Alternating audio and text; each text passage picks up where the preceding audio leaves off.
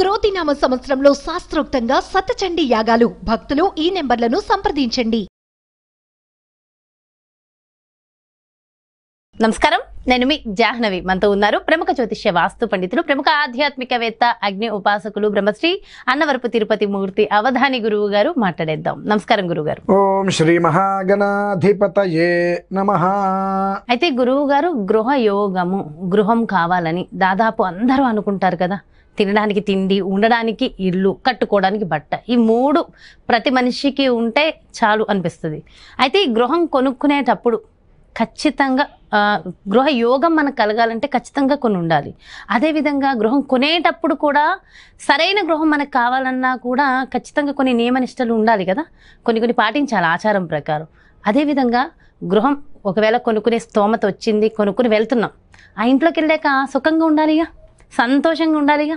So ప్రతి ఇంట్లో ప్రతి మనిషి సంతోషంగా ఉండాలంటే నిత్య దైనందిన జీవితంలో ఖచ్చితంగా మనం ఇలాంటి విధి విధానాలు ఆచరిస్తే బాగుంటుంది అనేది ఏమైనా ఉంటుందా? అదేవిధంగా ప్రత్యేకంగా గృహ యోగం కావాలనుకునే వాళ్ళకి ఏమైనా ప్రత్యేకమైన రెమెడీ ఇస్తారా గురువుగారు? వీళ్ళు చేయవలసింది ఒకటి ఉంటుంది. మనకు సొంత ఇల్లు కొనుక్కోవాలి అనేటువంటిది ప్రతి మనిషికి కళ. ఆ కళను సాకారం చేసుకోవాలి అంటే మనం అద్దె ఇంట్లో ఉన్నప్పుడు ముందు పాలు, ఒకసారి చెప్పేత పూర్వం పాలు పొంగించడం మానేయాలి. పాలు పొంగించదు. ఏంటంటే పాలు అనేటువంటిది నువ్వు పొంగించావు అంటే అది నీ స్వగృహమై ఉండాలి. కాకుండా నువ్వు వేరే అద్దె ఇళ్ళకు వచ్చి రెంట్కి ఇల్లు తీసుకున్న ఇంట్లో నువ్వు పాలు పొంగించావు అంటే నువ్వు పాలు పొంగిస్తున్నంత కాలము కూడా నీకు స్వగృహ యోగం అనేటువంటి దూరం వెళ్తూ ఉంటుంది. అవి యోగాలు. అవి ఎంతమందికి తెలుసు? రెండు వసతి గృహంలోకి వెళ్తే మనం తిథివార నక్షత్రాలతో కూడా మనకి ఇప్పుడు అవసరం లేదండి. అయితే స్వగృహానికి వసతి గృహానికి తేడా ఏమిటి అంటే, స్వగృహం అనేటువంటిది మనం గృహప్రవేశం అయిన తర్వాత నిద్ర చేస్తాం. వసతి గృహం అనేటువంటిది నిద్ర చేసిన తర్వాత గృహప్రవేశం కావాలి. వసతి గృహం అంటే అద్దె ఇల్లు. ఎందువల్లనంటే మనం ఇవాళ ఆ ఇంట్లో నిద్ర చేసాము అంటే ఆ ఇల్లు మనకు ఉపయోగించిన రాత్రి తెల్లవారులకు తెలిసిపోతుంది. మరి నిద్రపోయాము, ఇవాళ రాత్రి ఆ ఇంట్లో పడుకున్నాం, ఓకే, మంచి నిద్ర పట్టింది, ఈ ఇల్లు మనకు చక్కటి జీవితాన్ని ఇస్తుంది కాబట్టి ఆ ఇంట్లో మనం అద్దెకు వచ్చేసేయచ్చు అని వచ్చేసేయండి. పాలు పొంగించవద్దు. ఒకవేళ మీకు నిద్ర పట్టల, మీరు 500 1000 ఏదో అడ్వాన్స్ ఇచ్చారు, పోతే పోయింది అడ్వాన్స్, ఆ ఇంట్లో ఉండవద్దా? మొత్తం అడ్వాన్స్ ఇవ్వకూడదు, కొంచెం అడ్వాన్స్ ఇచ్చి 2 రోజులు చూసుకుంటూ వస్తామండి, వచ్చే ముందు మొత్తం ఇచ్చేస్తామని చెప్పుకొని వస్తే ఆ రాత్రి మీరు నిద్ర చేస్తే మీకు నిద్ర పట్టలేదు, అనీజీనెస్గా ఇబ్బందికరంగా ఉంది ఖచ్చితంగా. ఆ పోతే పోయింది ఆ డబ్బు అనుకుని ఆ ఇంట్లోకి మీరు దిగవద్దు. ఇవి కొన్ని మనం ప్రధానంగా ముందే చూసుకోవాలి. ఇలా ఉండి కనుక ఏ ఇంట్లో అయితే కనుక మీరు పాలు పొంగించకుండా ప్రశాంతంగా మీ వ్యవహారాలు మీరు చేసుకుంటూ ఉంటారో అటువంటి వాళ్ళకి తొందరగా గృహయోగం ఆపాదిస్తుంది. ఒకటి, గృహయోగం ఆపాదించడం వేరు, దాన్ని జాగ్రత్త చేసుకోవడం వేరు. వస్తుంది మనకు 50 లక్షలు 70 లక్షలు లోన్ పెట్టుకుంటాం, ఇల్లు తీసుకుంటాం, అక్కడికి అయిపోయిందా? రెంట్ కట్టిన దానికన్నా ఎక్కువ డబ్బులు కట్టాలి ఈఎంఐ.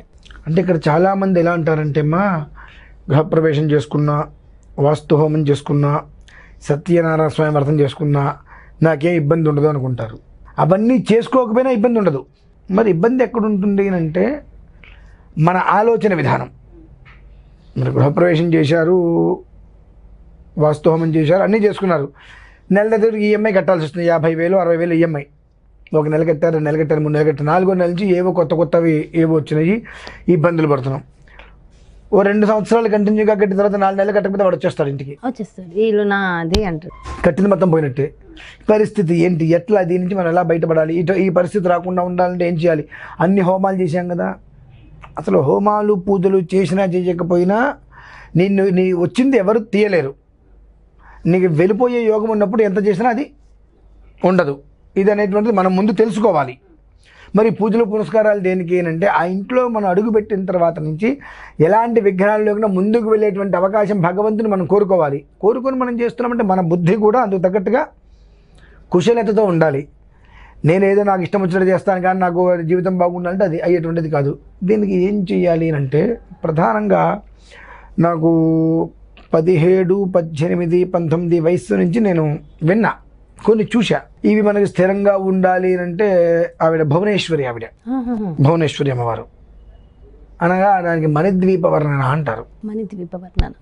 ఇప్పుడు మనకి అయితే ఇటువైపు లేదు కానీ ఇప్పటికి కూడా దాదాపు ఆంధ్ర అటువైపు ఎవరన్నా గృహప్రవేశం చేసుకున్నారు అని అంటే ముందు మణిద్వీప వర్ణన అనేటువంటిది 9 సార్లు 10 మంది ముత్తైదులను పిలిపించి బారాయం చేస్తూ ఉంటారు. నేనేమంటా, నీళ్ళు నువ్వు సుఖంగా ఉండడం కోసం నువ్వు పారాయణ చేయి, నువ్వు పారాయణ చేయి. మణిద్వీప వర్ణ అనేటువంటిది వాళ్ళందరి చేత పారాయణ చేస్తే నీకేంటి ఉపయోగం? నువ్వు పారాయణ 9 సార్లు చేసుకోవడం వల్ల నీ ఇంటి మొత్తానికి కూడా ఒక రక్షక కవచం ఏర్పడుతుంది. ఎవరి యొక్క చెడు దృష్టి నీ మీద పడదు. ఇప్పుడు 9 మంది చేత నువ్వు చేయించావు, అది వాళ్ళ ఇళ్ళకి వాళ్ళకి ఉపయోగపడుతుంది, నీ ఇంటికి ఉపయోగమే ఉండదు. అది ఇది మా ఇంట్లో మేము చేసుకున్నామని మినహాయిస్తే ఆ 9 సార్లు నువ్వు పక్కన కూర్చో, ఒక గంటన్నర కష్టపడు, 9 సార్లు పూర్తవుతుంది. అమ్మవారికి నివేదన పెట్టు, అదే ఒక వజ్ర కవచంలాగా ఇంటిని కాపాడుతుంది. ఇది విజయవాడలో చాలామంది ఇళ్లలో జరిగిందండి. ఇప్పటికి కూడా అటువైపు జరుగుతుంది, ఇటువైపు చాలా తక్కువ, తెలీదు. భువనేశ్వరి సంకల్పమే అనుకుంటే అందులో వస్తుంది. మణిరత్న ఖచ్చిత సింహాసనాలు ఇవన్నీ కూడా అందులో చక్కగా వస్తూ ఉంటాయి. స్ఫటిక మణి మండపాలు అవన్నీ కూడా ఒక వివరణగా వస్తుంటుంది మొత్తం అంతా కూడా. ఫలశ్రుతి కూడా వస్తుంది కదా. అందుకని దాన్ని పారాయణ చేయమని చెప్పి ఒకటి కొన్ని సంవత్సరాలుగా నేను వింటున్నావి.